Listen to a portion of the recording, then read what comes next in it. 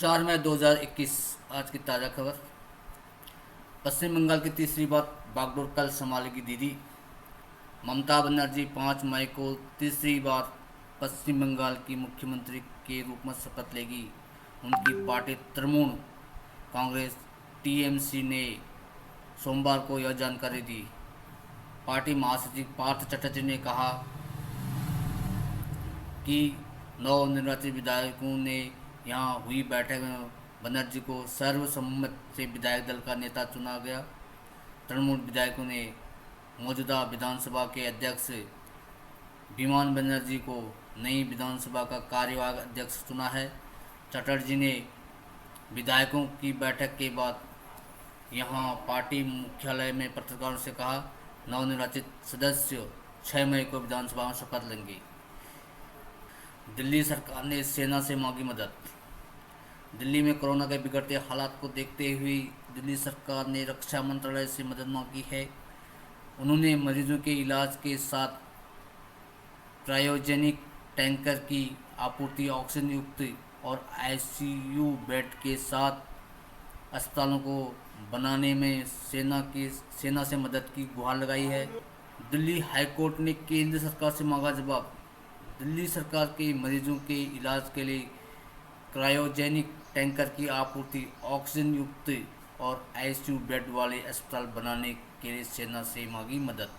दिल्ली सरकार ने पीठ को सूचित किया कि दिल्ली के उप मुख्यमंत्री मनीष सिसोदिया ने केंद्रीय रक्षा मंत्री राजनाथ सिंह को रविवार को पत्र लिखकर सेना के सहयोग का आग्रह किया है और इस पर अमल करने में एक दो दिनों का वक्त लग जाएगा। दिल्ली सरकार के वरिष्ठ वकील राहुल मेहरा ने केंद्र से आग्रह किया है कि अगर सेना 10,000 बेड के साथ कोरोना रोगियों के लिए चिकित्सा सुविधा उपलब्ध करवाए तो वह आभारी होगी। कुछ राज्यों में स्थिरता के संकेत। दिल्ली, छत्तीसगढ़, महाराष्ट्र और पंजाब में दैनिक मामलों में ठहराव। सिटी स्कैन के लिए न करें जल्दबाजी। एम्स के निदेशक डॉक्टर रणदीप गुलेरिया ने हल्के कोविड-19 लक्षणों में सिटी स्कैन की जल्दबाजी को लेकर आग्रह करते हुए कहा कि इसके दुष्प्रभाव हो सकते हैं और फायदे से अधिक नुकसान हो सकता है। उन्होंने कहा कि एक सिटी स्कैन 300 से 400 छाती एक्सरे के समान होता है। आंकड़ों के अनुसार युवा अवस्था में बार बार सिटी स्कैन कराने के बाद कैंसर होने का खतरा पैदा हो जाता है। बार बार रेडिएशन से गुजरने से बहुत नुकसान हो सकते हैं। लिहाजा यदि ऑक्सीजन का स्तर सामान्य है तो कोविड-19 के हल्के लक्षणों में सिटी स्कैन कराने की कोई ज़रूरत नहीं है। तालाबंदी के दौरान स्कूल पूरी फीस नहीं ले सकते। उच्चतम न्यायालय ने एक बड़े फैसले में स्कूलों को आदेश दिया कि वे छात्रों के सत्र 2020-21 की वार्षिक फीस ले सकते हैं, लेकिन इसमें 15% की कटौती करें क्योंकि छात्रों ने उनसे वे सुविधा नहीं ली जो स्कूल आने पर लेते। जस्टिस AM खानविलकर की पीठ ने आदेश दिया कि ये फीस 6 किस्तों में 5 अगस्त 2021 तक ली जाएगी और फीस नहीं देने पर या देरी पर 10वीं और 12वीं छात्रों का रिजल्ट नहीं रोका जाएगा और न ही उन्हें परीक्षा में बैठने से रोका जाएगा। कोर्ट ने कहा कि यदि कोई माता पिता फीस देने की स्थिति में नहीं है तो स्कूल उनके मामलों पर विचार करेंगे, लेकिन उनके बच्चों का रिजल्ट नहीं रोकेंगे। 7 दिनों में दूर होगा दिल्ली का ऑक्सीजन संकट। दिल्ली में इस सप्ताह ऑक्सीजन संकट खत्म हो सकता है। इस हफ्ते दिल्ली में एम्स, RML, LNJP जैसे 12 अस्पतालों में खुद का ऑक्सीजन प्लांट शुरू हो जाएगा, जिससे अस्पतालों को थोड़ी राहत मिलेगी। केंद्र सरकार का फैसला, नीट PG 4 मैंडेटरी। प्रधानमंत्री नरेंद्र मोदी ने कोरोना से मुकाबले के लिए डॉक्टरों, नर्सों और अन्य स्वास्थ्यकर्मियों की बढ़ती ज़रूरत की सोमवार को समीक्षा की। इसके बाद सरकार ने फैसला लिया कि 100 दिन की कोरोना ड्यूटी पूरी करने वाले चिकित्सकों और प्रधानमंत्री कोविड राष्ट्रीय सेवा सम्मान से नवाजा जाएगा। सरकार के फैसलों के मुताबिक कोरोना ड्यूटी में मेडिकल इंटर्न की सेवाएं ली जाएंगी। एमबीबीएस अंतिम वर्ष के छात्र छात्राएं टेली कंसल्टेशन और कोरोना के कम गंभीर मरीजों की निगरानी का काम करेंगे। छात्रों को अपने शिक्षक के मार्गदर्शन में कोरोना ड्यूटी करनी होगी।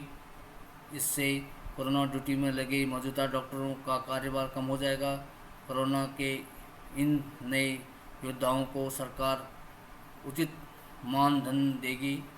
सरकार ने नीट पात्रता सह प्रवेश परीक्षा पीजी 2021 कम से कम 4 महीने टालने का फैसला भी किया है। अब यह परीक्षा 31 अगस्त से पहले नहीं होगी। कालाबाजारी लोगों के कष्टों का फायदा उठाने की निंदनीय कोशिश।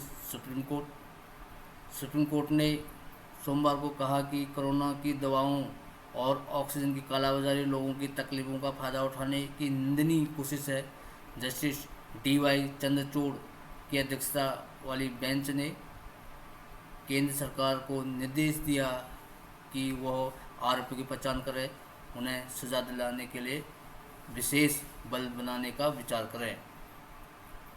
एम्बुलेंस चालकों को निर्देश दें कि वे लोगों से अनाप शनाप किराया न वसूलें। केंद्र ऐसे मामलों को सुगमता से दर्ज करें।